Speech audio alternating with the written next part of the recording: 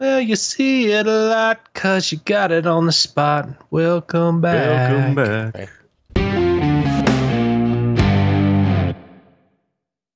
Hey everybody, welcome to the PC Perspective Podcast. This is episode number 463, being recorded August 16th, 2017. I'm Alan Malventano. I'm Jeremy Hellstrom. I'm Josh Walrath. And I'm Ken Addison. Also known as the Ghost of Ryan Trout.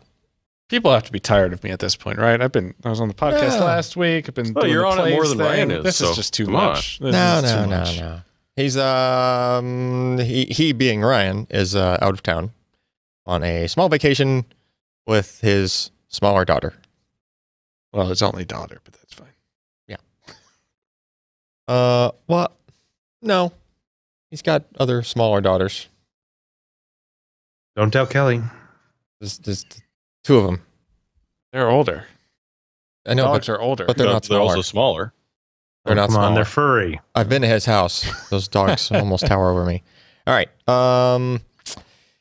Yeah, podcast at PCPer.com. Email us about your papers. Do we even get emails there anymore? No. Does anybody even ask us anything? People probably send emails. I don't think we check them. We should probably check them. Okay. I don't have to remember the password. Yeah. Okay. I'll ask Ryan to check the email. Anyway. We'll just forward it all to you. No. There we go. Yep, just set up a forward roll. It's much easier. Yeah. PCPer.com/podcast, where you can find show notes and previous episodes, etc. Pro.com/Ryan Trout. Pro.com/PCPer. Yep. Naming off all the appropriate things. Okay. The spam list. Ready for the spam list? Josh. What? Spam. No, Josh will not. I get like no the spam list. Josh gets no spam. Well, what it is it's kind of like, you remember when you're a kid, you get pen pals? So every once in a while, I randomly pick somebody out of the subscribed list, and I ask them if they want to be my pen pal. No, do not scare away. And I provide some pictures of me. No. They're really nice pictures. No. So far, nobody has responded. Boudoir photos, as it were. Josh. Nice. Oh, was that my screen? Oh. Yes, that was your screen. Your screen was being mirrored. That's embarrassing. So if you give us your name and your email, we will send you emails when we're about to do live streams or this podcast or other type of events that you might be interested in. Patreon.com/PCPer is where you can go. What's the number up to this week? 412. Now, if only we had 8 more, this could be a real party. Could do 420. Blaze it. All right.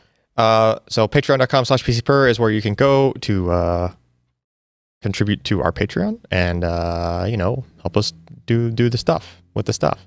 We won't be able to read off the contributors live this week since it's tied to Ryan's email account.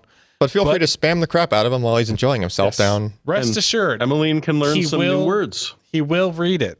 Not out loud, probably, but to himself, so you can make him giggle. He will, yeah. Yeah. You could send him lewd Mickey Mouse related things. Oh, boy. Mm-hmm.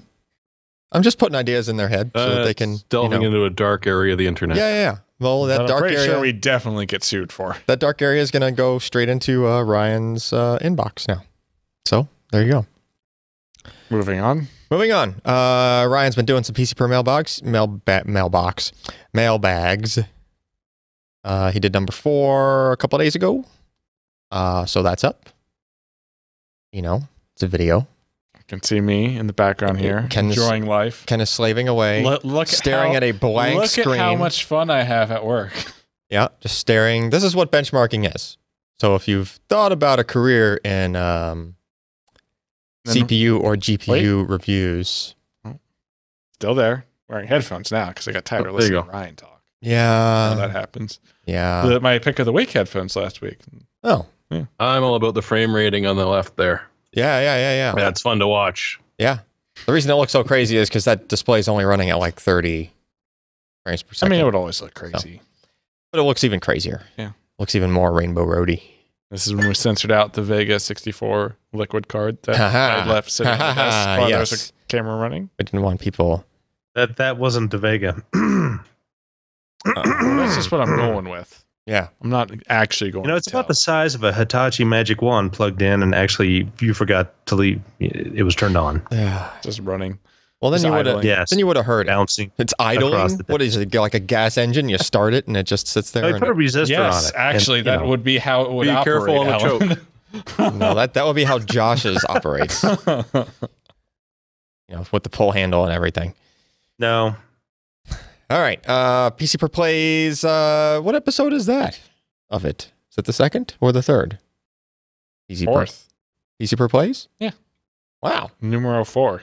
Sweet. So FlatOut 2. That takes me back. That's an older game. I like how Ryan and I were the only ones without experience playing in this game in the office, and we were the ones that played it. It's fun, I did hear a recommendation that at one point we should play what was it? Herbal? No. What's the one with the takedowns and stuff? Burnout Paradise. Burnout Paradise. Burnout Paradise. Well, There's just have takedowns in that too. Yeah. That's one of my favorite games of all time, and we will play that. Yeah, we need to do Burnout Paradise at some point. Can you do like multiplayer like on a LAN? I don't know. I don't think so. No. I'll have to look into that. I have two thoughts about next week. One, you and someone else need to play Myst at some point. Yeah. We need to do that. I mean, that'll be fun. Is it really that interesting to watch though? No, but that's not the point. Okay. We need somebody who hasn't. We need somebody who hasn't played Myst to play Myst. Is the thing. We don't have 48 that hours won't be straight. Yeah. Well, that's true too. The Myst takes a long. We're not going to complete the game. Obviously, we're still just going to play it for how long we play it. Okay. My other one is the StarCraft remaster just came out. Dude. Alex. Did you just Bungling Bay? What? Raid on Bungling Bay? I'm assuming for the Commodore. Yes. One of my favorite games of all time, and you're looking around like you don't even know what that is. No, I was thinking if we can get video out of a Commodore. We can. We can make it happen. You Well, just run an emulator. No. Dude, the emulators are so accurate at this point for Commodore. But that's It's not the same. I agree, it's not the same. I totally am with you that it's not the same. That's all RF, But- isn't it? Pretty close. We could probably make it work. We can make it work. Oh, actually, RF would be ideal because you could use a cheap little. Raid on TV Bungling tuner. Bay. I can probably beat The Last Ninja in like 20 or 30 minutes. So Nice. we need to do a C64 episode, at least. Yeah, At least one. I'm gonna have to. You're gonna have to dig out your C64. I'm gonna have to either get one or acquire another one. 'Cause maybe Well, this brings us into the next. if there's retro hardware I need to own, it's probably a C64. Well, okay, we're gonna skip ahead to. Where are we going? Well, we did this PCPer Mailbag video. Package received. Did somebody send us? Yes, I forget his name. I'm gonna look again at the notes. Oh, we don't have his name in the notes. I mean, if we have somebody that will loan us a Commodore 64, in case mine is no longer working. Well, we had a very nice user send us a bunch of Persian cookies and a Sidewinder force feedback USB joystick. That looks brand new. I mean, it was Nicely clean. It was used, but it is in very good shape. Yeah. It's quite awesome. I don't know that they've made those in a That's while. the same one I've got. I mean, I had one of those at one point. I Mine had Stressed more Out buttons, Cat. but Correct. it died. Stressed Out Cat from the Netherlands. Sweet. Wanted to remember his username. Awesome. Props for that, because that was awesome. That is awesome. So if anyone has C64 lying around, that they didn't Want a package and cookies or Skittles? I don't or need the something? games because I still have my box of floppies. That's now 30 plus years old. Damn. All right. Money shot. Money shot. What? Oh. What is it? Was he him trying it? Oh. Okay. Yeah. I've been eating a decent amount of these cookies lately. They're pretty good. See, I could have been eating cookies instead of Skittles. Why didn't you tell me? There's like 15 boxes of cookies on top of the shelf in there. All right. Sorry. People only send me like toxic waste and secondhand KY jelly, which is How do you tell the Toxic difference? How do you get it back in the tube? patience. Oh. All right. Moving on. VLAN the 16th. Fragging Frogs hosting a party on Saturday, August 20. Wait a minute. Oh, the 16th VLAN, right? That is correct. Okay. You said VLAN the 16th. It almost sounds like that's the date it was or something. No. All right, so Saturday, August 26th. And you, meaning all of you listening, and anybody that read the post on the site, is invited. What games are they going to be playing? 40 people this time? signed up so far. How many? 40. 40. Nice. Sweet. 40. Is the games list in the thread yet? Yeah, is there a list of games? Oh, yeah. What's the... There's always a list. You teach you that Lot of before, lists. of course. Yeah. Pursuit. Nice, nice. PlayerUnknown Battlegrounds for the first time. That'd be fun. You could do. You could do That would be private Bill servers on 1. that. That'd be fun. When's QuakeCon this year? I don't know. Next week. Oh, it won't go through Saturday. That's when you got to do like a VLAN. No, that's PCPer that's the VLAN. actual LAN. When everybody's in the BYOC, like playing random crap, they And- could all be on the PCPer VLAN. I don't want to Yeah, I let think you that- know, but I'll that let is. you in on a secret. What? Dino D-Day will be played as well because it is just too damn funny. two Dino games on this list. Oh, it's interesting. Yeah, Orion's not quite as much fun. You can't. There's no dedicated P button in Orion. There is a Dino now I D-Day. know. Now I remember the game you're referring to. It is funny. All right. So you already did the package received. I guess we're on to the week in review. So with that, first up, Corsair NX 500, which is right here. Pretty cool finish on this guy. It's like this faux carbon fiber kind of look to it. Giant heatsink. Giant heatsink. Actually, should skip to the internals page. And notice that the heatsink pad only connects to the controller, not to the flash. Somebody's been taking notes on like, hey, if you cool off flash memory while you're using it, the endurance will actually be lower. So you should let flash memory be at a higher temperature while it's operating. But the thermal pad looks like it's over nothing. No, it's because they flipped it over. I have to give you a hard time somewhere. Can't take Ken anywhere. So let's see here. The drive looks extremely awesome. Don't get me wrong. However, performance was kind of like middle of the road-ish for an NVMe part. It did okay. It's not like it was bad, but you know, where the problem comes in is that all you really have that's the super bonus points, since the performance isn't like groundbreaking and beating anything else in particular. The only aspect you have of it that's like amazing is that it looks amazing. So if you're doing a build where your case has like a window on the side and you're gonna see the SSD, I mean, I might even go as far as to put that SSD on like a ribbon, you know, so that you can actually Maybe have it facing depending on the outside, case. like what you would do But with a GPU. in doesn't some have any cases. Rs, Gs, or Bs.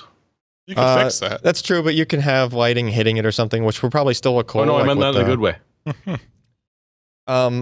So I mean, like, what's the controllers? Is this a new controller? Is this no? What's Yeah, it's what's the Phison hardware? E7, which is a newer controller from Phison. But one we've seen. It is Other one we products. it is one we've seen. Okay. Yeah, I mean, the problem I have with it is the price. It runs like 80 cents per gig. That's a lot of cents per gig. That's a lot of cents per gig, especially now. That'll Like, make Ryan cry. That's nowhere near. it's 10. that's nowhere near 10. And I mean, when this article went up, like you could get a 960 Pro for like 55 cents a gig. A Pro. Pro, Wow. not even the Evo. Yeah. So, you know, like it needs to come down in price, basically. Yeah. The 400 gig is already $100 more than I paid for my 500 gig 960 Evo a couple months ago. Yeah, and the 400 gig model is $40 more than the 512 gig 960 Pro. That's rough. Right? So it's just, you know, if you're not that worried about price, if you're going for, you know, an awesome aesthetic of a build, then it's hands down that's what you would get, right? It's not like the performance is bad. It's just not amazing, right? Yeah. So, you know, I mean, it is what it is, right? But we ran it through. This, I think, is the second review I've put up where I have went a little crazy and included the charts of basically everything. So if you look at like the client Q-depth weighted results and you scroll past the first couple of charts, it has like a group that we just selected for comparisons. If you keep going, some might say this chart becomes unreadable at some point. Well, I mean, but I appreciate the effort. Yeah, and someone in the comments was like, "Hey, is there a way we can control F this thing?" Or yeah. And we don't really have, like, at least on this site, a way for me to do that easily. I mean, I guess I could make a chart, but that would be kind of boring, and there wouldn't even be any bar graphs in it if it was just like just like a table. Yeah. Right. But at least, it gives you an opportunity to scroll and find where your current SSD sits and compare that with, the SSD that we just reviewed. Also, kind of a statement on the SSD market. It's a little wide. Yeah. But if you look at the top, if you look at the top chart on that page, Ken, yeah. So burst random access. So we're relying more on the lower Q depth. Performance, the stuff you would typically see in client workloads, right? You look at the random read, which is the blue bars there, like it's good. Speed's good. It's faster than a 600p, but it gets beat slightly by the other competing SSDs in the space, right? You got a RD400 doing something like, I don't know, about 10% faster. So, and it's not much faster than a 850 Pro at random. Yeah. That's a SATA drive. That's rough. Yeah. I mean, in its defense, a lot of the NVMe parts don't necessarily go much faster than a good SATA part in this particular test because, again, it's low Q depth. The flash memory is only so fast. It's the controller can only do so much when the flash takes X amount of time, regardless of what controller it's connected to. But, so, I mean, let's say I wouldn't expect this drive to be selling for MSRP for very long. Right. If it gets anywhere close, I mean, like 50 cents a gig, it becomes a way more attractive option at that point. And maybe you don't have an M.2 slot on your motherboard, or it's kind of in a weird spot and not accessible because you're blocking it with something. Want to use the PCIe slot, extra PCIe slots on your motherboard. It looks really nice. Yeah. And in that respect, I kind of consider that a negative. Because there have been other SSDs, like RD400 ships with an interposer board. Yeah. A lot of the other ones do too, right? And those are just M.2 form factors on an interposer, which if you really, once you bought it and used it as a half height, half length, like add-in card kind of thing for a while, and then say you upgrade your motherboard, now you got M.2, and you don't want to have that card. You could just, take the other part off the card, just mount it on your motherboard. Or if you got a laptop, you could put it in that. Yeah, but a lot more flexibility. But you can't do that with this. Yeah. Right? So, that's... Unless you're very good at desoldering. And making your own new PCB. Yeah. Yeah.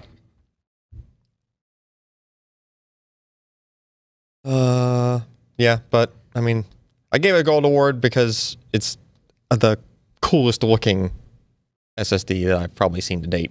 It is really cool. It is really awesome looking. All the price it's got to do is come down a little bit to make it a little more practical, right? But that's why I'm kind of down on it because I was kind of expecting the performance to be a little bit better. I mean, it does okay in sequentials, but again, it's getting beat by some of these drives. So I don't know. Whenever I see a brand new, newer model controller from a company, and I just kind of expect it to come out swinging a little more, especially if it's mounted to a badass looking chassis like this one was. All right, what do we got next? I think that's it. No other news happened this week. Oh, that's it? Nothing else? Yeah. That's it. Oh. Yeah. Anyhow. So Vega, we've been wanting to know about Vega for ages. We had Vega FE, which does not stand for Founders Edition. It's Frontier Edition. And we had some interesting results. It was power hungry. It didn't perform all that well. It did nice things in terms of productivity content that we were able to test. And certainly it provided like the Titan X, Titan XP, with some good competition in those certain areas. But gaming is not fantastic. Didn't bode well for RX Vega. So after many little leaks and finally getting the stuff, we were able to benchmark it. And it turned out to be not that bad in terms of performance. But the caveat is they're hot cards and they pull a lot of power. And have I mentioned that they're hot cards? And when they get really hot, they tend to drop performance a little bit, as Ken has probably tested. So essentially, we've got the RX Vega 56. That's probably a product that is closest to what they were expecting the clock speeds to kind of be for the chip. It's the most efficient of the group of RX Vegas. It's running at about 220 watt, 210 watt TDP. And that's not horrific. That's 15 watts less than the 1080 Ti. However, its performance is only at the 1070 level. GTX 1070, RX Vega 56, they kind of trade blows in many instances. Some things like Grand Theft Auto 5, we see some extreme differences in between them. AMD doesn't do so well. But in a lot of other applications, the 1070 is very comparable to the RX Vega 56. Now, the RX Vega 56 is what? Supposedly a $399 part? Can you buy it at $399? Well, it's not out yet, so you can't buy it at all. That's true. You can't. So, we kind of got teased by the RX Vega 56 because it was, a solid part for a good price. And it was not insanely more power hungry than the GTX 1070. 1070 is what? 150, 160 watts TDP. That sounds about right. Yeah, it's somewhere in that area.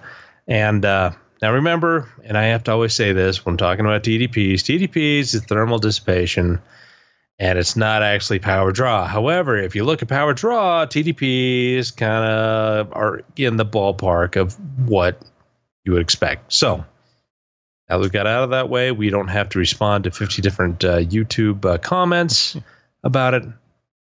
Let's move forward. The RX 64 is the full-fat version of Vega. Everything is enabled. Still got 8 gigs of memory.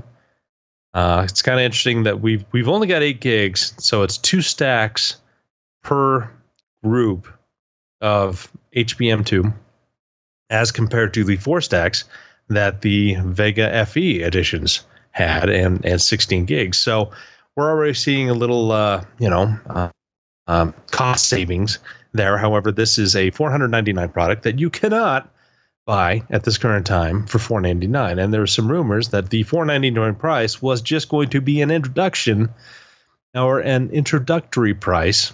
And after this, you can't potentially buy it. We don't know all of the information about that, but it's troubling, concerning. I don't know. The RX Vega 64 is about as fast as the 1080. However, you are taking a pretty significant jump in power up to around 290 to 300 watts when you're looking at this puppy for the same performance as a 1080 gives at around 175 watt TDP. And you're paying more for it. I mean, you've got the same performance, same memory amount, but it's running hotter. It's pulling more power. Requires just the 56 and the 64 and the 64 water cooled all require 2x8 PCIe power pins. And again, we see the same thing in performance. It trades below with the 1080s, loses out on a couple other things. Maybe some drivers could potentially help in this. I mean, it is a new part. But yeah, Grand Theft Auto is just, that's like the worst case scenario for AMD. But, everything else was pretty decent. The water cooled really gave kind of the best performance. Yes, you did increase the power drain and draw to about 350 watts. The water cooling kept it from dropping down in speed too terrible much when things got warm. And it performed well, but it did not perform anywhere near the GTX 1080 Ti. Throughout pretty much everything, that is the card to beat. And when we look at the water-cooled version of Vega RX, well, RX Vega, it's right in there in terms of price. And again, we're looking at AMD's little bundling thing where they add $100 to the price, but you get money off from motherboard, CPUs, monitors, all of those things. And a pair of games. And a pair of games. How exciting is that? I mean, at least they're decent games. Yeah. So it's such an odd little release. We're glad that AMD did this. If they can actually supply the market with what they demand, they'll buy it. There's a lot of AMD fans out there. There are a lot of people who won't care if their computer pulls an extra 100 watts as compared. Cooling is not horrific. You still have next generation HBM2 memory that is pretty fast. Not as fast as the GDDR5X on the 1080 Ti, but pretty dang close. And, when you're looking at the design, I think there came some rumors that a pretty significant amount of the transistor budget was aimed at increasing the overall clock speed. So as we know from CPUs, if you increase the number of stages, you're going to be able to increase the clock speed of the part. Unfortunately, power draw goes up, and you may not get kind of the scaling efficiencies that you would hope for, but you are going to increase your clock speed. And AMD obviously felt that they had a good part with Fury, but if they could expand that and increase the clock speed, all the while retaining around the same size and the HBM2 memory, that they thought that they would have a winner on their hands. But it didn't seem like they were able to increase the clock speed as much as they were hoping. The power consumption increased, significantly. They have some cooling issues. HBM2 memory, not the panacea that I think that people were hoping for. It's running not nearly as fast as it's supposed to, and they've only got 2 stacks of it versus 4. What would a 4 done? I don't know, but now you're entering into interposer size issues if you went ahead and had something the size of the RX Vega GPU and put on 4 of these HBM chips. I don't know. I mean, AMD is not a dumb company. There's a lot of really smart people working there.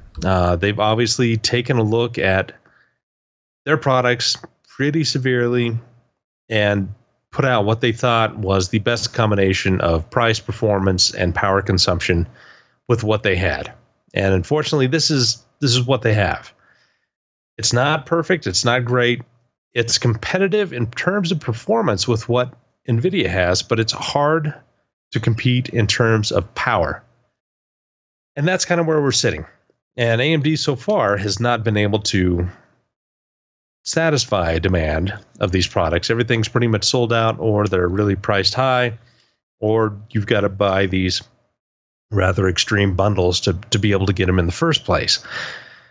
What do you guys think about this now that I prattled on for about 10 minutes and have hardly taken a breath? I can't help but think that if we were having this discussion 12 months ago, we would be just ecstatic to see AMD come out with something like this. Because they'd fallen so far behind for so long that, this product compared to their previous generations is a nice jump. It's just hard to be really, really excited when NVIDIA's had cards out for a year, a little bit more than a year, that match the performance, in some cases beat the performance, and do it more efficiently. But it is really nice to see AMD coming out with something that can actually, compete against not the TI, but the other two top tiers from NVIDIA. So there is hope for the future. It's just I can't help but wish this was 12 months ago. Yeah, I mean, it's 1 year and 3 months since the GTX 1000 series came out from NVIDIA. And that's a long time. It's like 7 years in human years, And it's amazing. They still, their power efficiency is so much greater to provide the same amount of performance. AMD has had hard times. There's no getting around that. They've, the graphics guys have kind of been keeping them afloat while the CPU has foundered.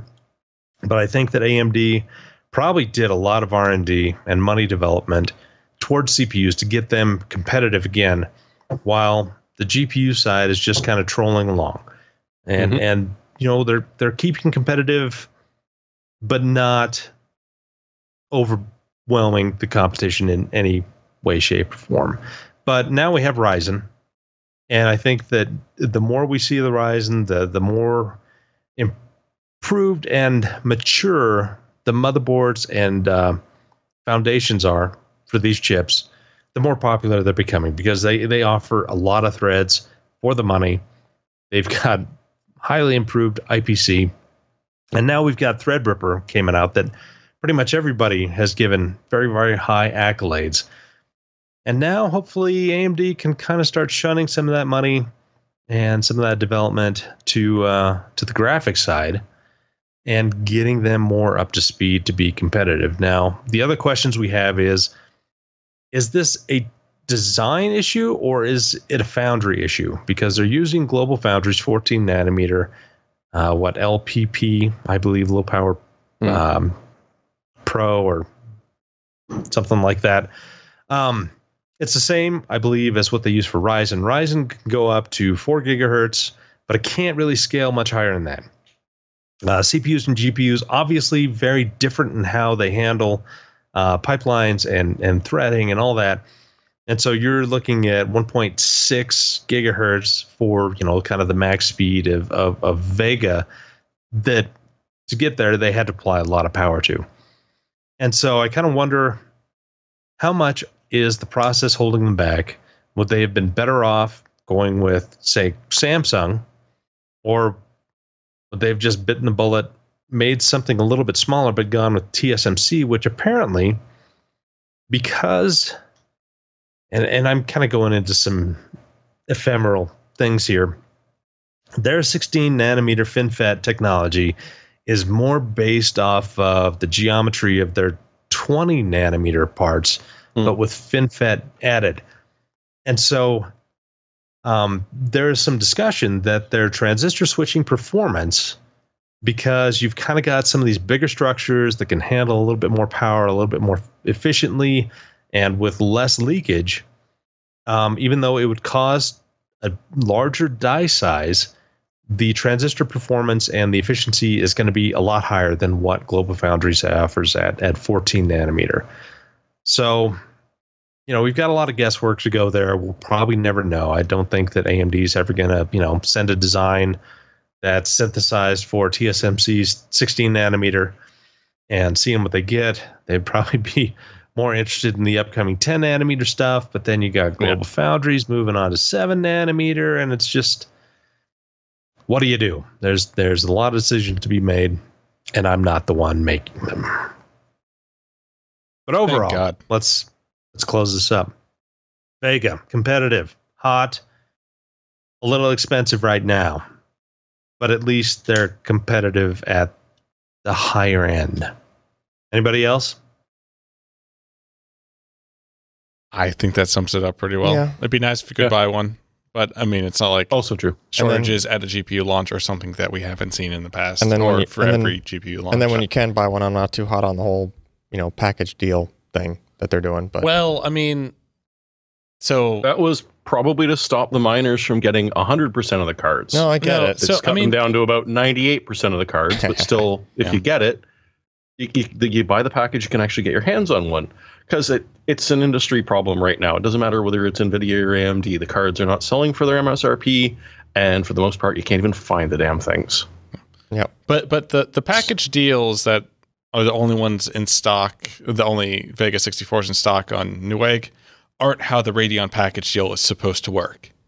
It's supposed to be a $100 MSRP increase in which you get a discount code for a motherboard and a CPU or a monitor. They're not supposed to be bundling them in. You're supposed to be able to buy the GPU for what's it, $599 instead of $699 instead of $599. I don't, plus $100, $599, and whatever the. Are you saying it's supposed to like $200 on the water? You're supposed to be able to buy just the GPU for $100 more and not have to buy the other items.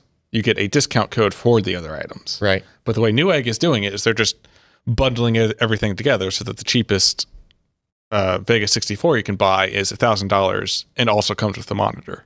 Oh, which isn't the way this program is supposed to work. Yeah, they're really. And AMD is not happy about it, from what I've seen. Well, yeah, because who wants to necessarily buy a monitor just to buy a GPU? Right. Yeah. No. Exactly. Newegg seems to not be. They're probably not moving that many of them either. Oh, like, honestly, no, they're sold out.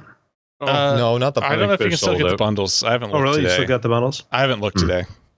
Yeah, like if you bundle a graphics card with a specific monitor, like, you know, that stops the idiots from buying a G-Sync monitor with it. Well, I guess. Well, if there's one other thing to take from this, now that AMD has shown the world what they've got, NVIDIA's probably pushing Volta back and saying, there's no need to release this out. Let's just shell the crap. We'll go pick up self-driving car companies and start playing with that. Yeah. Let's buy another soft modem company and then, write that off a couple of years later because we're having fun doing it.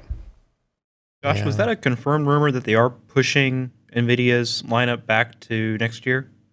No, it's no. There's no confirmation, but why would they? What's the rush now? There was what was, I forget what publication it was. It was like PC World or someone had an article saying that it wasn't going to come out this year, but I couldn't tell like if it was confirmed or not. They had quotes from Jensen, but they referred to it as being from the last financial calls in the beginning, and then they also had things I couldn't tell if were direct quotes at the bottom. It was not a very clearly written article, and it didn't sound like they had an actual statement.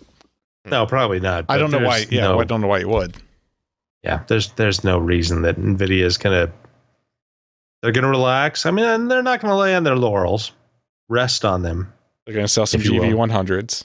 They're going to sell the many as their current stock as they possibly can before introducing the next stuff. And I'm guessing probably spring they're going to do it. And AMD's not going to have anything yet to compete. So why not? Yeah. Milk it. All right. Next. Samsung portable SSD T5. So we've reviewed the T1 and the T3 in the past. These are just portable USB SSDs. Why do we only review the odd ones? We just don't like the even ones. Oh, okay, fair. Yeah, it's, pet peeve of mine. So the T1 and the Star T3. Trek law. Huh? It's a Star Trek law. Yeah, only the odd ones are good. Yeah.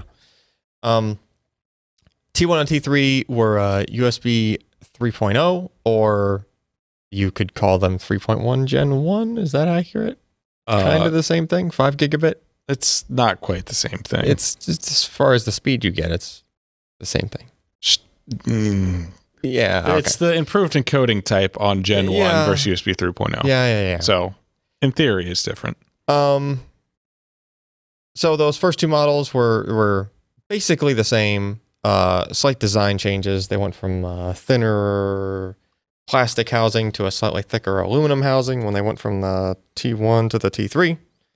But I mean, it was basically the same. Like there's an SSD, like EVO style SSD inside there. So as you might expect, I mean, performance is pretty good, except for the fact that you were limited to 5 gigabits on those first 2 models to come out, and you had a 6 gigabit SATA part in there, so you were kind of losing a gigabit.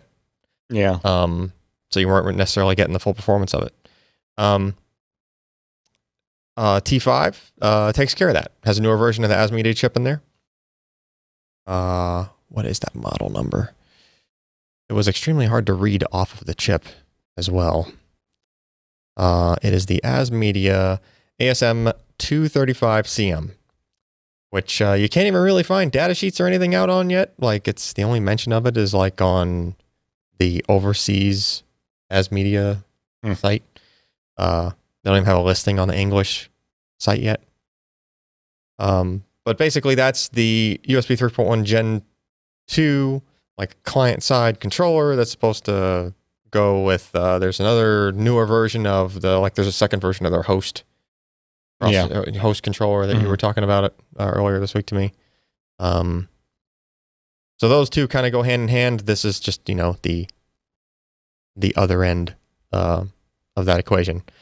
Aside from that, basically still the same kind of formula, still an MSATA part plugged in. I think that's extremely handy for data recovery purposes, because if the controller does fail, the USB to SATA controller at least, or any of the other supporting electronics within that package, you can open it up, you can pull the MSATA part out of it, and you can recover your data. Sure. Yeah. And that applies even if you have turned the encryption on. As long as you have the tool installed on the PC, it sees the drive, whether it's a SATA drive or a USB drive. That's cool. Yeah. So it's kind of like they thought it through the correct way from the very get-go. Like from the T1, it worked that way. Yeah.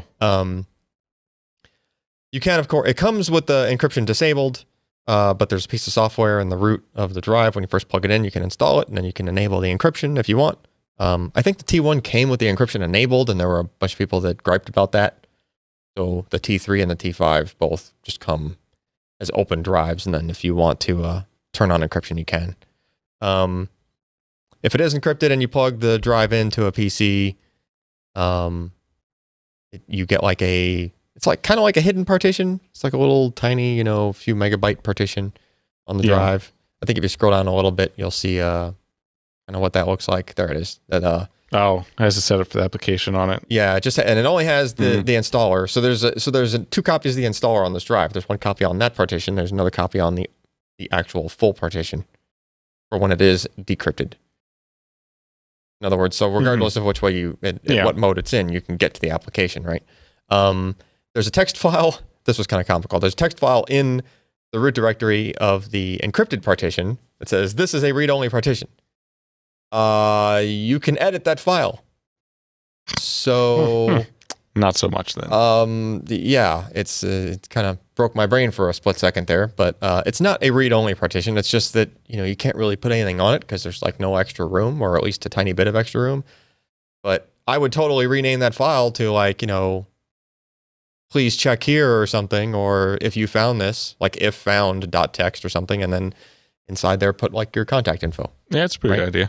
So if somebody does find it and it's encrypted, well, they're not going to get your stuff back. Yeah. So you might as well just, find the person and give it back to them, right? Yeah. Or do they have an Android app? Is this portable SSD software for Android.txt? I think so. That's a link. Yes, Yeah, I think you can connect it because it's Type-C. Yeah. So I think you can, and it comes with a C2C cable. Mm-hmm. So you could do on-the-go style, I believe, to Android with this. There's enough space for a don't forget this password.txt. Yeah, sticky note.txt. And it has the password in it. Performance, as you might expect, it was going faster. It was going like SATA 6 gigabit speeds, basically, minus, whatever the overhead you see off of USB. It is a UASP type controller, of course. So that means you can get queued commands. That means you can, basically get pretty much the full speed you would get as if you were connected natively over SATA, minus a little bit of latency. minus a little bit more latency apparently if you're testing this on a Ryzen/Threadripper platform, which is what I did for the first few tests because that was just the test bed we had up and running. If you notice like the 4K random performance on those charts there, sitting at around 64 meg per second ish, right? But if you scroll down to the Intel controller,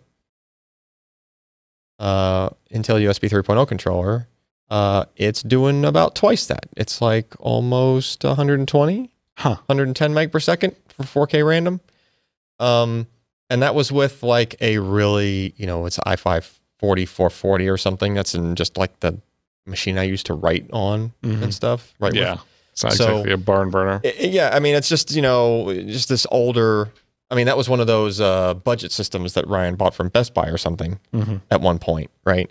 So if a budget Intel system is able to do twice the 4K random performance with this thing plugged into it versus even the higher end ASMedia 3.1 Gen 2 controller on this Threadripper platform, then the common denominator there is, well, the Threadripper platform, like something with the processor. The controller is completely different.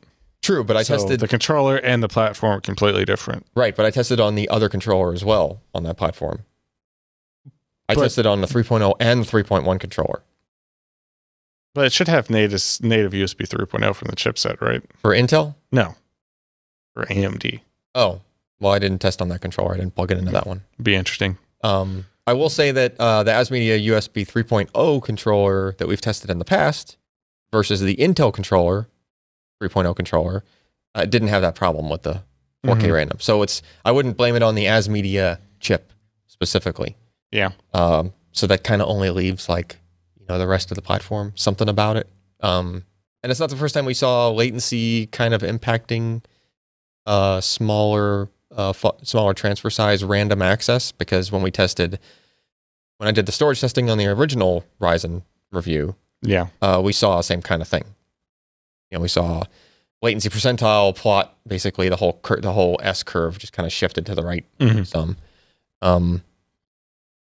So not really sure the exact cause of that, but I will say, like, when you do a transfer, like an I/O to a storage device, like it has to go to memory. That's where it goes. Yeah. And then the program has to read it from the memory.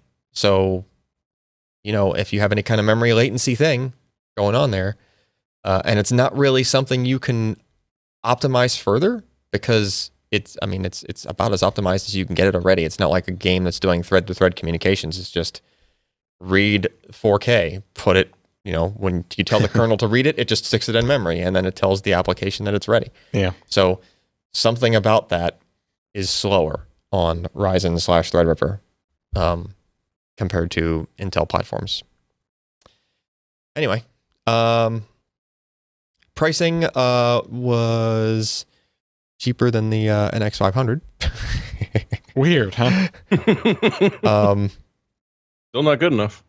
The pricing is, it's in line with other Samsung products.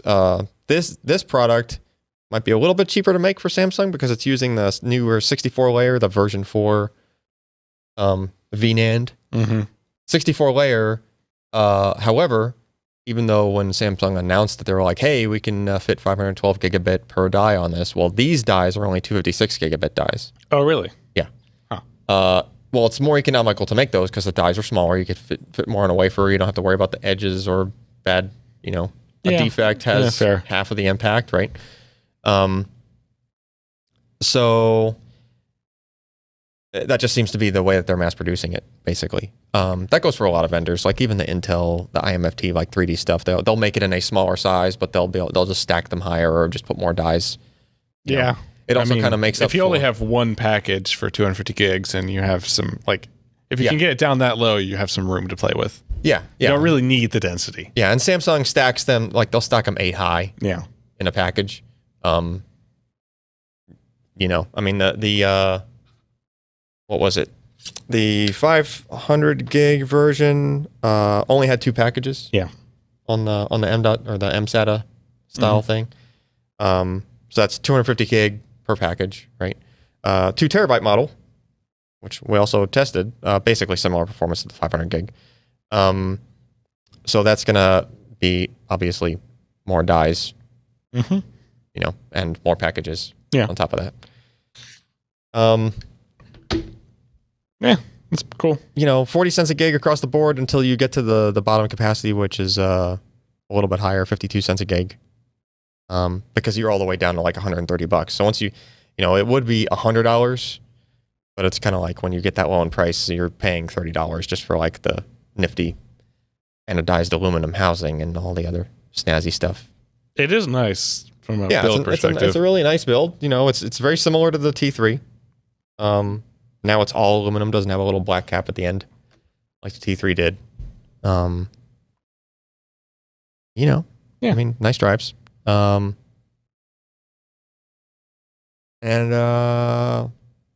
mean, that's about all there is to say about that. Oh yeah, the bottom two capacitors are blue. The top two capacitors are black. That's annoying. Yeah, I think they're kind of banking on the typical, like people will typically probably go for the 500 gig, but I think they're kind of banking on, oh, but I don't like blue. That blue is a nice looking blue. It is a nice looking blue, but I like that blue more. Maybe they're like, yeah, so you want 2 terabytes like in the blue model? I can't afford it, but that'd be nice. Well, yeah, it's $800. Yeah. 2 terabytes. That's a lot of dollars. Ain't nobody got that kind of money. Yeah.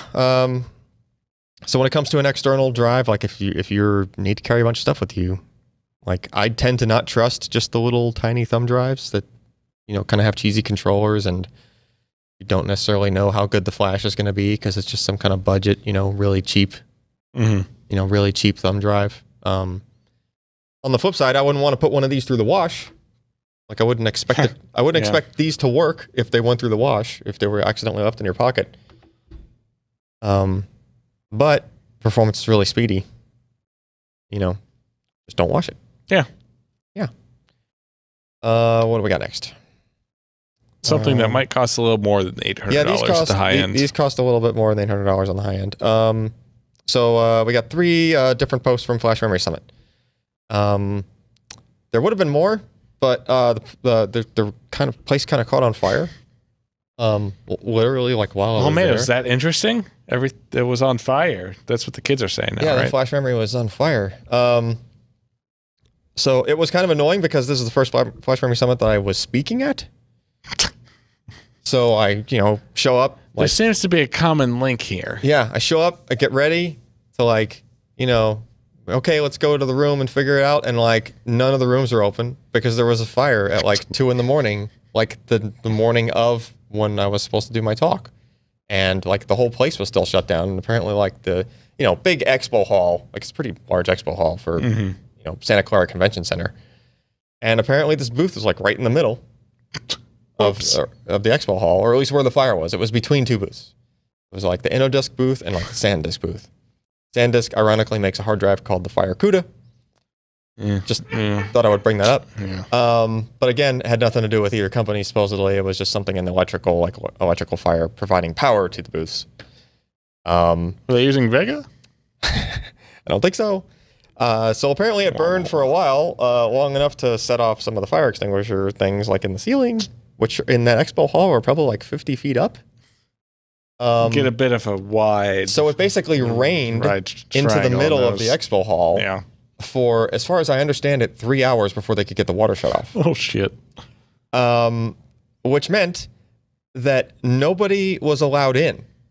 Yeah. So you had this was the morning that they were supposed to open the expo hall. So basically the majority of everybody's exhibits and things to show off were all set up in there.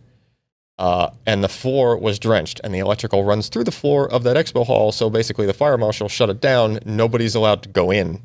Yeah. Not even the vendors who have millions and millions of dollars of equipment that they're trying to show to people and the press at the show.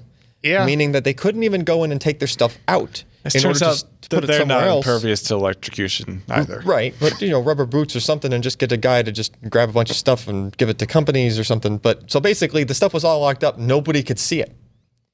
So the only stuff you've managed to see trickle out of Flash Memory Summit as far as things happen to be displayed is just either the company procrastinated and hadn't sent their stuff up yet, and then they were extremely lucky. It pays off in the end, doesn't it? Because then that paid off for them in the end, yeah. Because they still had their gear and they can still show it, right? or if they just, you know, had some extra stuff that they could try to show. But there were an awful lot of companies in briefing rooms where usually we would see stuff set up and they couldn't because it was still in boxes in the expo hall or still like at their booth. Yeah. So and if you see a bunch of specials on eBay for specially fire roasted memory, don't buy it. Yeah. This is broken in. No. And I mean, so much water was dumped out in there where there was like a hallway that went around the perimeter of the expo hall and the carpet was squishy.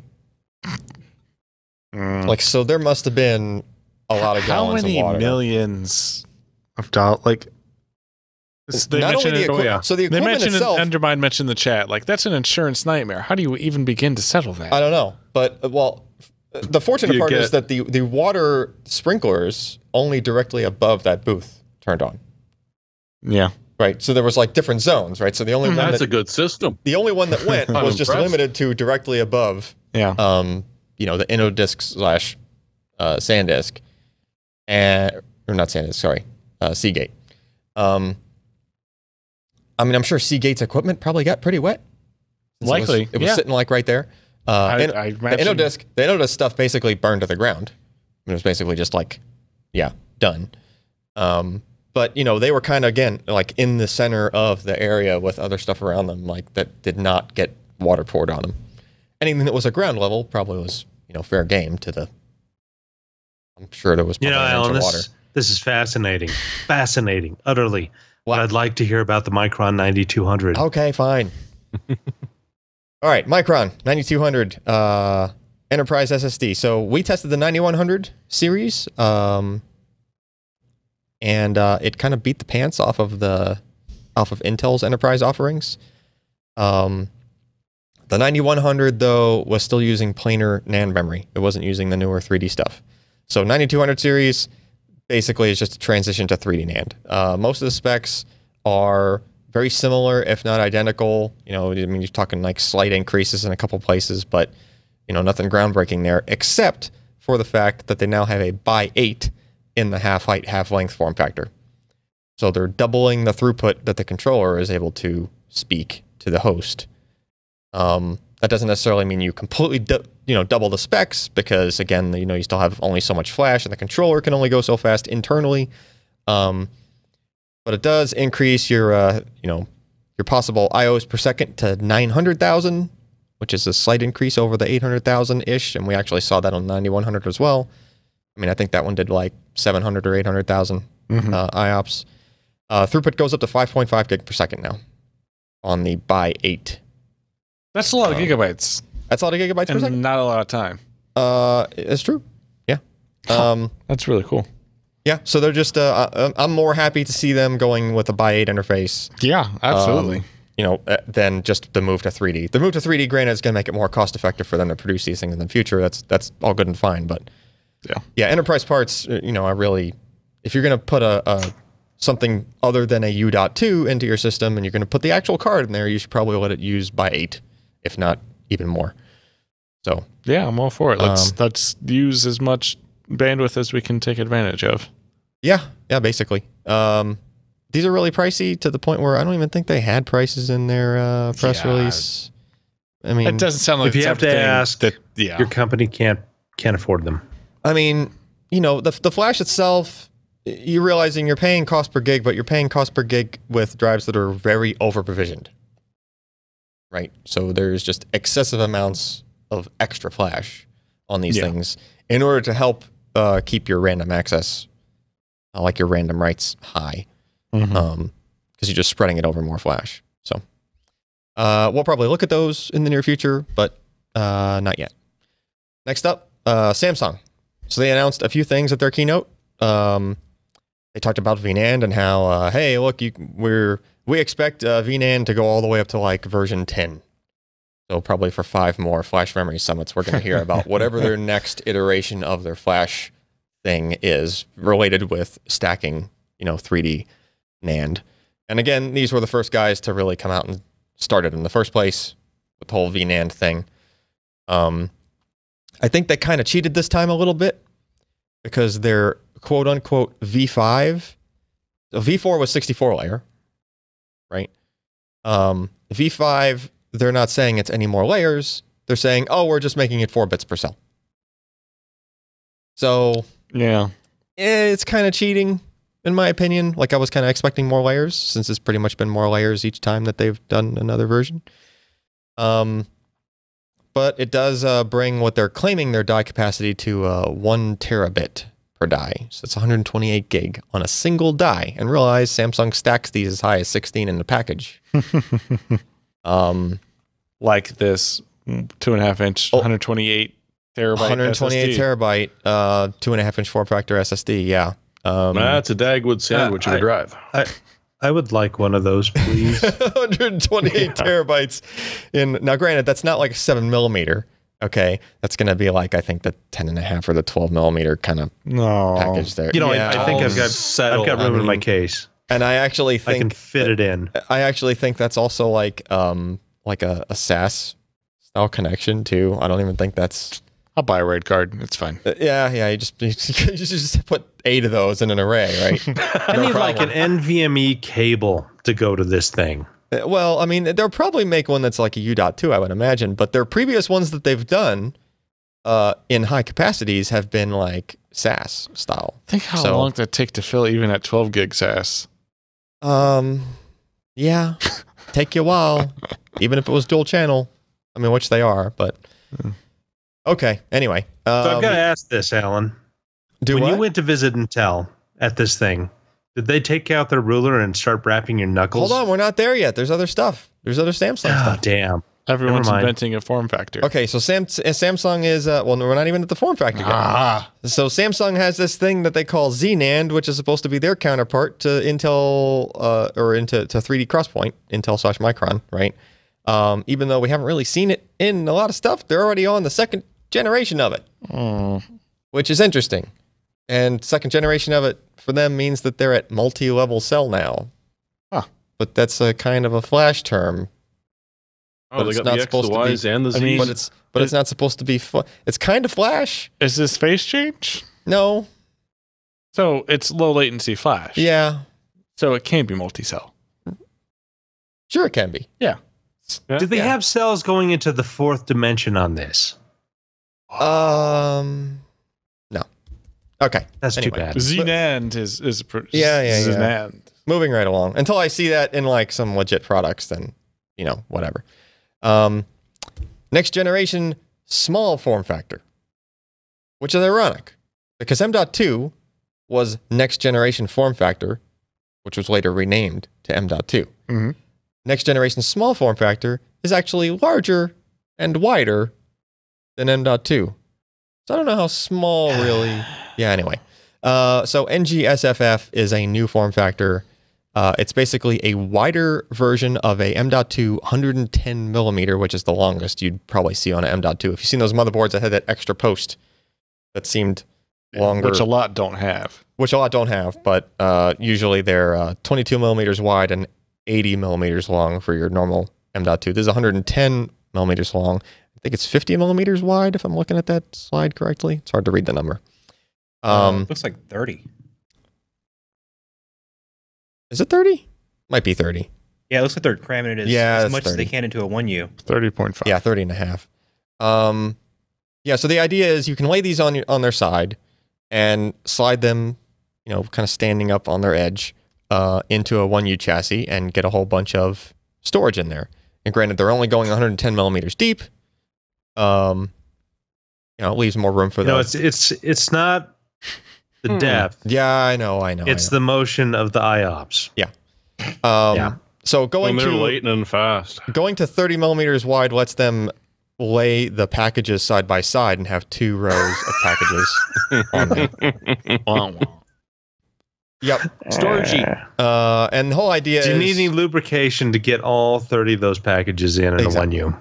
So the whole idea is get a whole bunch of these things plugged into a 1U chassis, and you're just trying to get a lot of flash installed into a chassis to, presumably, put multiple of these 1U chassis into a rack and just have an insane amount of flash. How much flash can you possibly fit in a thing, right? Up till now, most of what we've seen, we have IBM does like these crazy amounts, crazy amounts of flash in a system. Typically at every FMS, there's an IBM 42U rack just sitting in the middle of the show floor somewhere, and they're like, oh, this is like a petabyte or whatever it is, right? Yeah. But all the modules are all like these proprietary things. They're not really interchangeable. They're not kind of doing any, kind of a standard. Mm-hmm. So Samsung's trying to do a standard here, and NGSFF, right? Yeah, we'll see if that works. But you remember how there was the Intel versus the Blu-ray thing?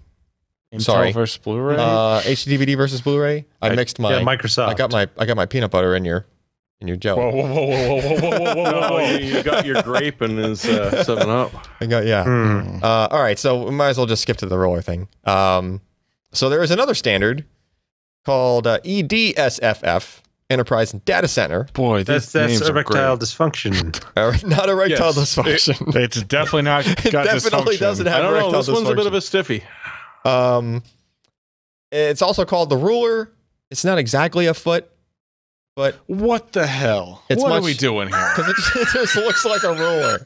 We're always exaggerating. It kind of looks like a ruler. Well, I mean, it's yeah. All right. It's a subway. If Josh was to use it for scale, he would say it was a foot. Well, probably. Foot and a half. So what you get with this form factor, EDSFF, ironically enough, Samsung is also in the group that's part of this open standard. So why they had the other NGSFF thing? Why do they have to show off in front of that poor little guy? I don't know. Insert appropriate XKCD comic here about standards. Yeah, exactly. So if you scroll down to like maybe the fourth picture or so, you can see like how much more flash you can get on that, expanded diagram there, right? That particular one has even a bank of capacitors at the far end of it for power loss protection. But if you really want to go crazy, you could have a whole bunch of, flash packages down either edge, or either side of that PCB. Intel says like the standard would be like 36 packages on there with up to 42 if you really wanted to try to cram them on there and maybe not do the power loss protection caps on there. As you can on it. Yeah, and they can actually get away with not having the power loss protection capacitors on the PCBs because there's extra pins that they've added to the standard that can actually be, you can have external power loss protection being provided by the chassis. Yeah, that'd be a great thing to put in the backplane. That's smart. Right, it makes a lot of sense, right? Just put much larger capacitors there's more room for them in the backplane, right? And just deal with it there, and then, then you can just cram more flash into the ruler form factor things anyway, right? Also, pretty thick aluminum.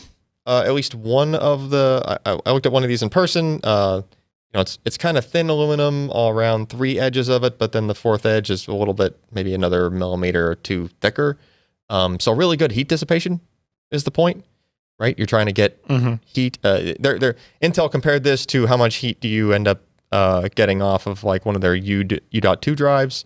The U.2 drives is like a folded over PCB. It's like 2 PCBs with a ribbon, kind of tacoed and kind of crammed in there.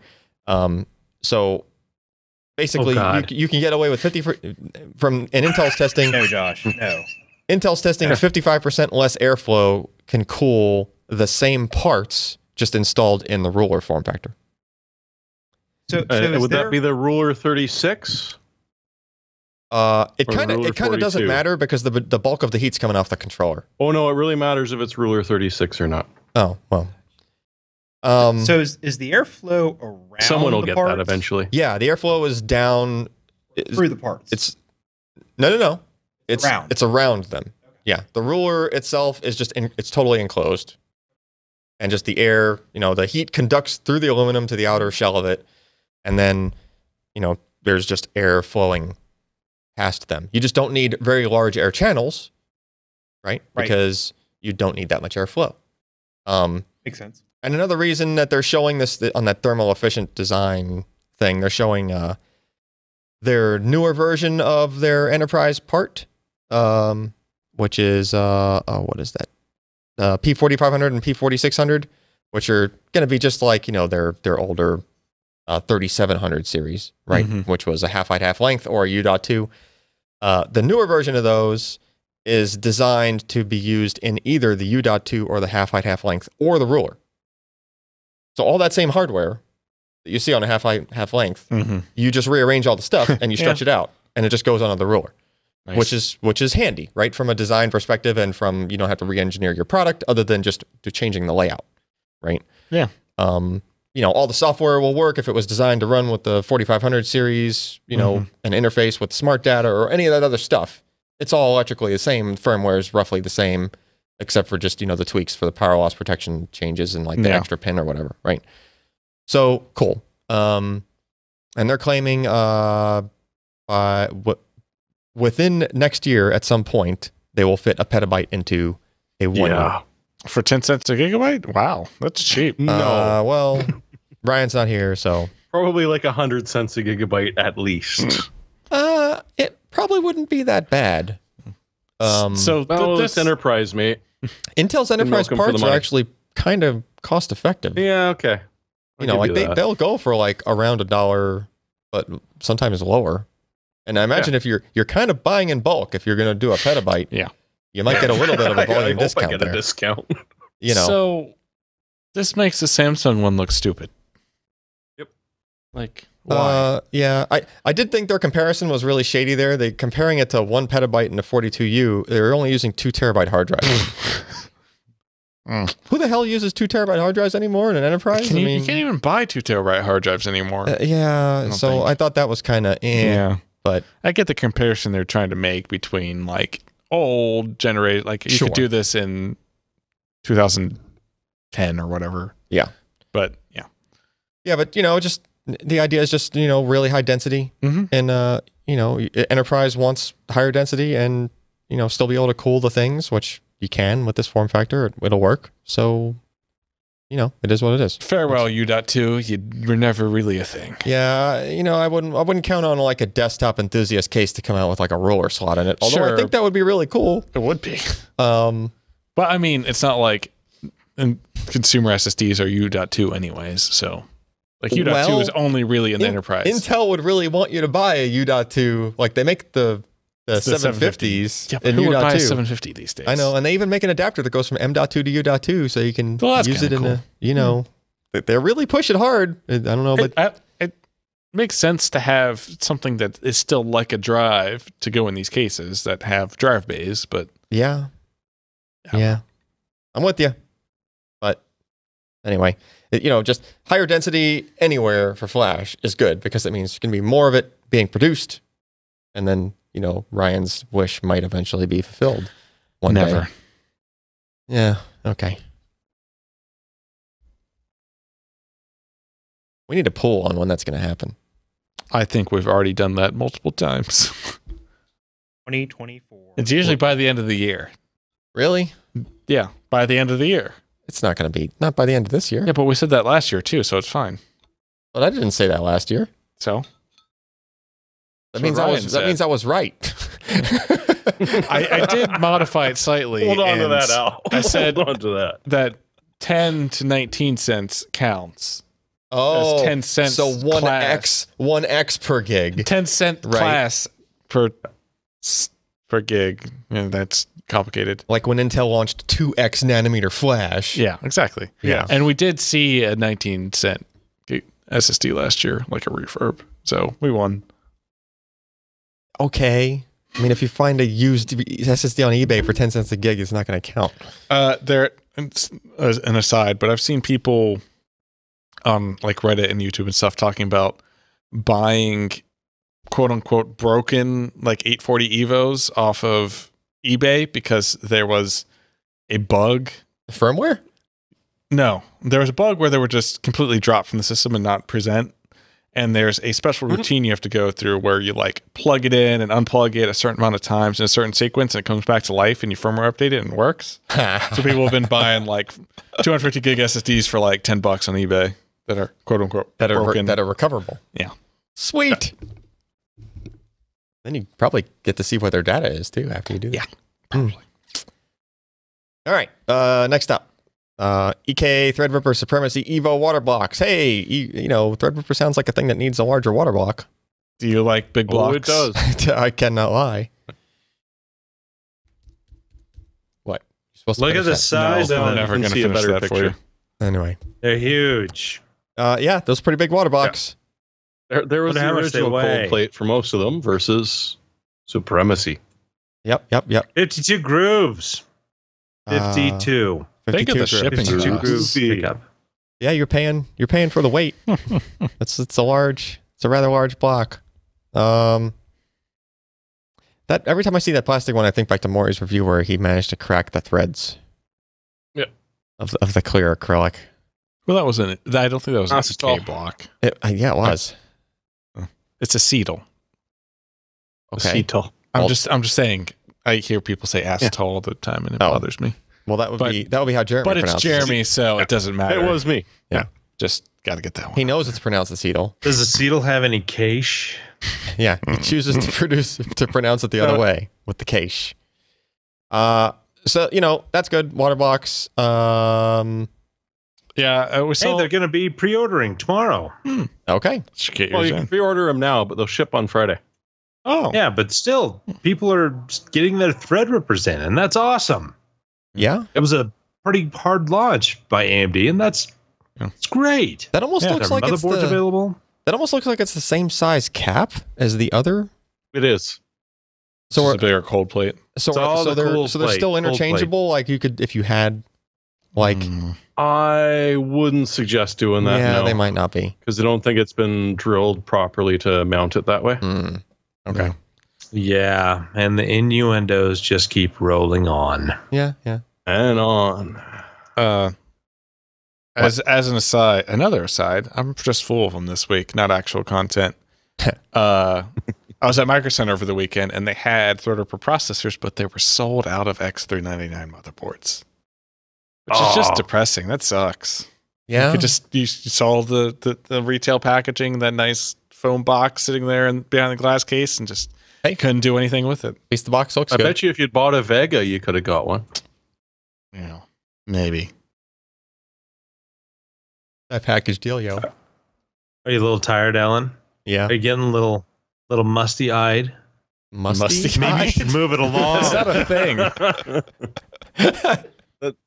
Be careful. That's how you get pink eye. Yeah.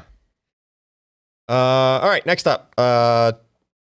So I've talked with Paul over at TinkerTry a couple times. He and I usually trade ideas and whatnot every so often, and he managed to get his hands on Optane P4800X, and I'm kind of jealous because we don't have one. None of the review sites have one. However, Paul works for VMware, and VMware is kind of high on the priority list of where Intel is going to ship some of the first engineering samples of this product for them to be able to code their tools and make their tools work properly with it, since the whole idea of one of the big ideas of Optane is to be able to accelerate enterprise applications, a large one of which being like ESX server for VMware. So Paul got to get his little grubby hands on one of those things and play around and install it in the system, and he didn't do extensive testing because I think he's kind of leaving that for the reviewers, which we already did a review of this. We just didn't have it like in hand, right? But cool to see what it looks like. I mean, we've only seen it in the Intel provided sample images before this. Yeah. So it's nice to see it. It's an awful long label. Yeah. It almost goes the entire half height, half length. Yeah, it's a good thing it's a half height, half length product there. They're compensating, obviously. Yeah. Welcome to Jamaica and have a nice day, man. Oh, that's the ruler. Anyway, so he has a couple of videos on his article there, one of which is actually like trying to boot a system. Now, granted, it was like an enterprise OS. It was like a server OS on a system, so not necessarily going to boot like Windows 10 would, for like fast boot. If it's the new one, it's kind of similar. Does it have fast boot though and stuff like that? Anyway, it could. I mean, it booted quick. Obviously, it's super low latency thing. It's probably more limited by CPU thread speeds than the storage itself at that point. Anyway, I encourage you to check it out over at tinkertry.com. What do we got next here? Depth sensing technology from Qualcomm challenges Apple. Depth sensing? Qualcomm Spectra. What is it? Is it sensing water? What is it? Do you say depth? What do you got? Okay, so, most cameras are not stereoscopic. Yeah. But they're using light and infrared stuff to be bouncing around that they can actually start to do some depth sensing. Oh, so you're talking just distance from the camera. Yes. And then if you point the camera down... So if you scroll up, you see two guys on two different planes holding things up. Which one's higher? You don't really know. Right. You think the keyboard, I mean, if you've just got a fixed focal length or whatever, you know, the keyboard is same height as that thing. But no. Oh, so this thing is able to actually tell things. Yeah, so looking straight down at someone playing a keyboard, it's generating a point cloud, a 30-point cloud. Yeah, and they're able to tell what's going on live, and you can view it from different angles. Yep. Yeah. And they're able to tell exactly, basically, like what keys they're pressing. Mm-hmm. Which would normally be tricky from looking at something straight down. Right? Yeah. Pretty cool. It's even more interesting than that, too. And that's a perfect example of what it is. So Qualcomm is now selling these as full hardware bundles. Tech Report also did a bit of coverage on it that I read.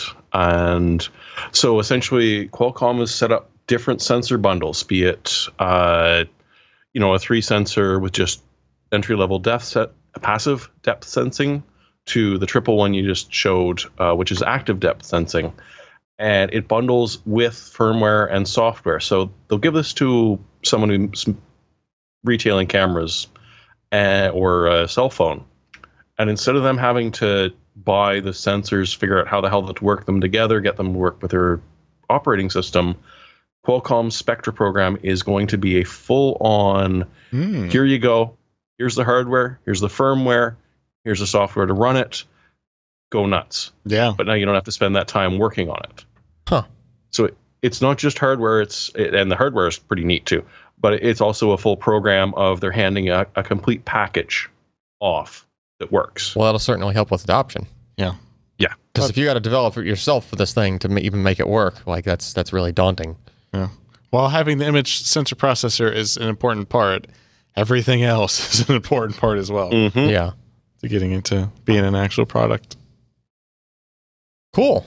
Well, I look forward to seeing that in some stuff at some point. Yeah. Hopefully. Jeremy, what's going on with the I'll just call it VRAM prices? Well, first they came for our flash storage. Uh-oh. Then they came for our DRAM. Uh-oh. Now they're going for our graphics RAM.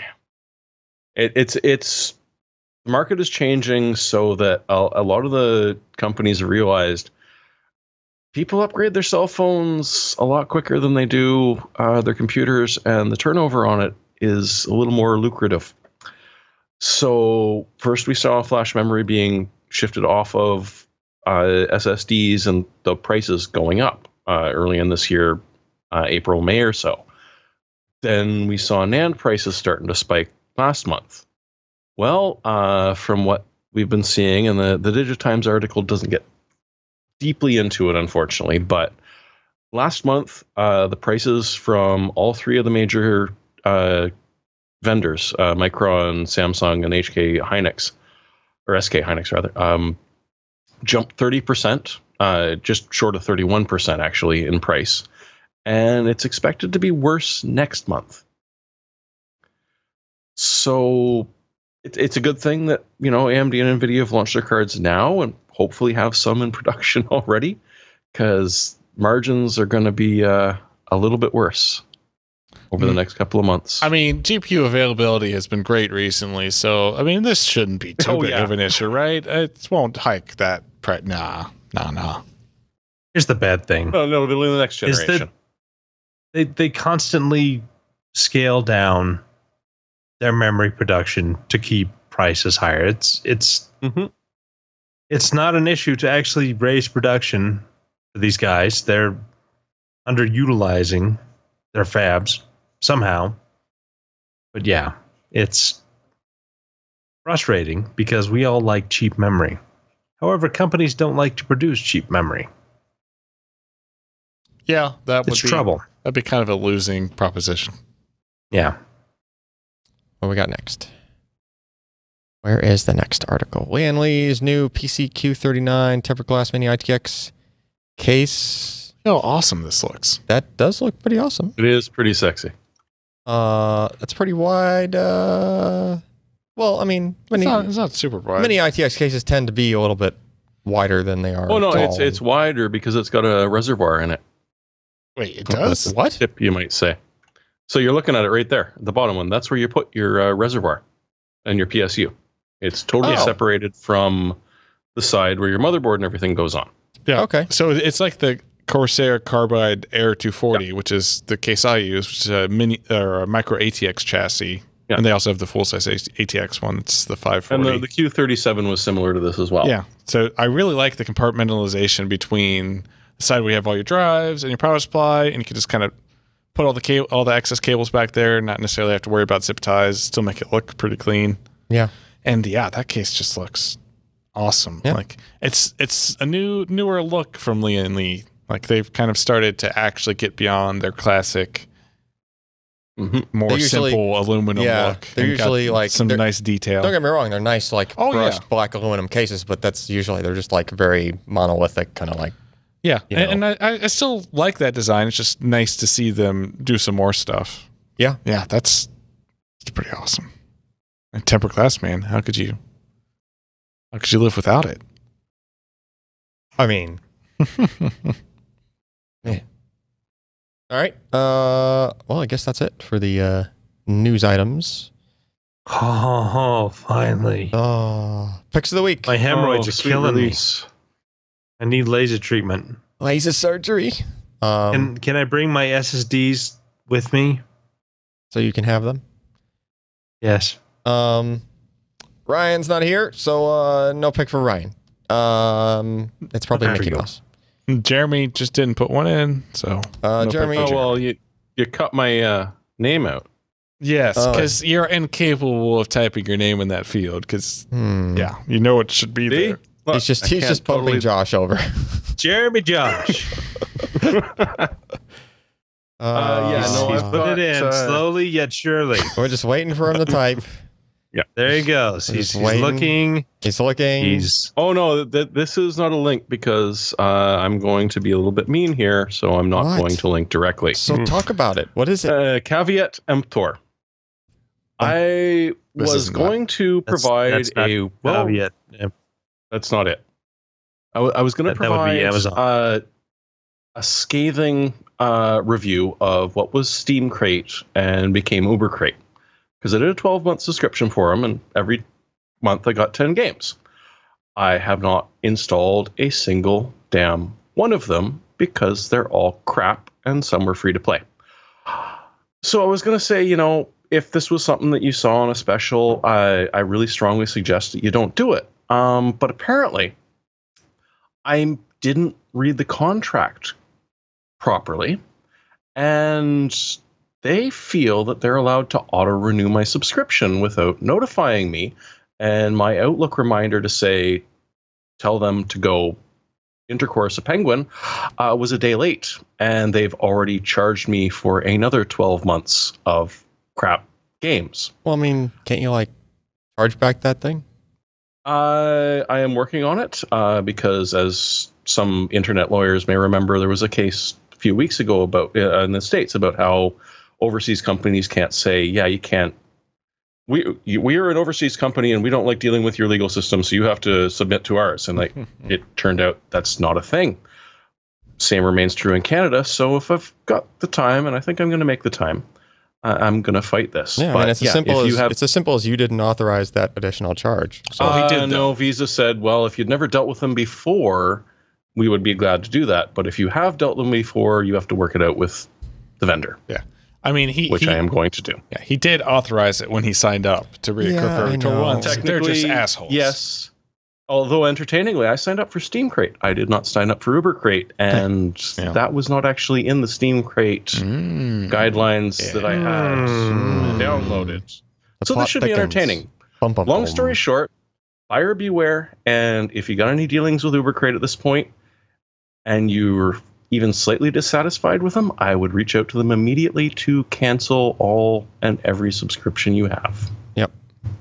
And read your damn contracts, because otherwise... You can be happy, like Jeremy. Yes. Well, so happy. Hey, I get to pick a fight in the internet. Could be interesting. Josh, always ends well. Did your kids break more headphones, Josh? You know, one child loves to break them.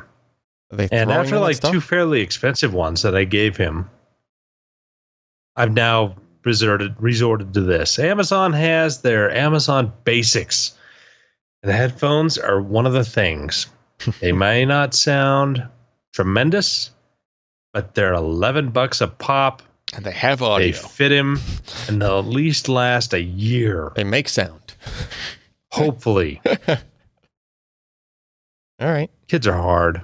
They're hard on things. Look at how stylish they look. Yeah, they look so stylish. They do look stylish. If only I had that kind of hair. If only. Sadly, I don't. Like a Brillo. Well, next time Scott gets a haircut, maybe he'll send you some. Oh, gosh, could he? You don't think you can import that from Canada? I think there's an embargo on that. We'll at least be in quarantine for about 3 weeks. Yeah. Ken, are you going anyway? I guess you. Okay. I'm cheating out. Yeah, you did. Cheat. I'm picking the T5, but more specifically, if you've been interested in getting one of those portable SSDs, specifically the T whatever number you want series, I would look for deals on the T3.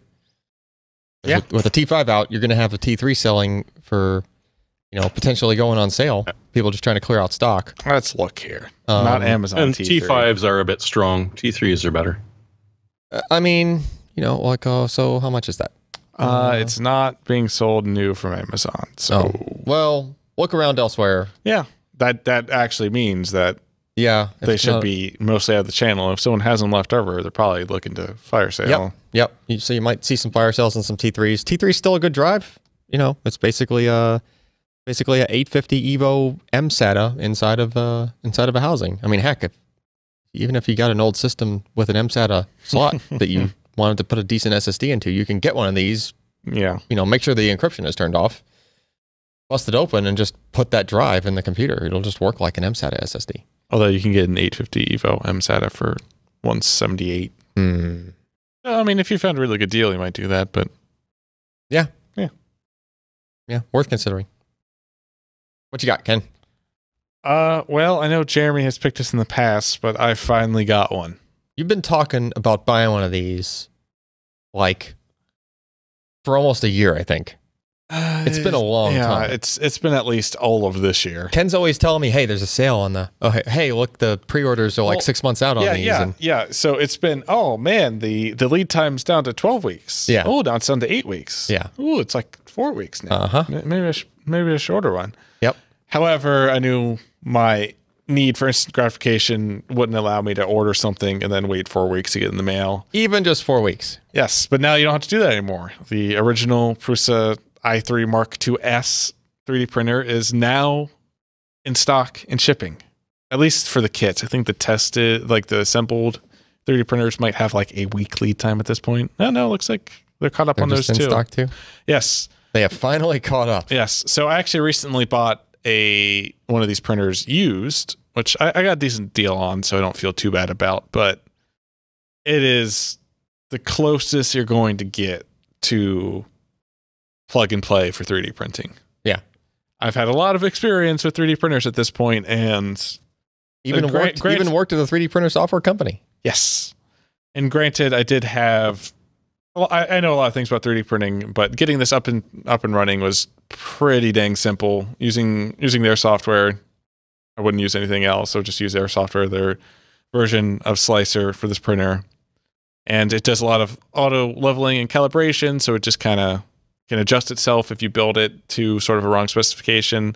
There are a lot of resources out there on YouTube and Reddit and everything for this printer. A lot of people have bought it at this point.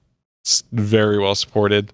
And yeah, if you think you might be wanting to get into 3D printer, I would highly recommend this over something like a $300 kit. You're going to save yourself so much headache.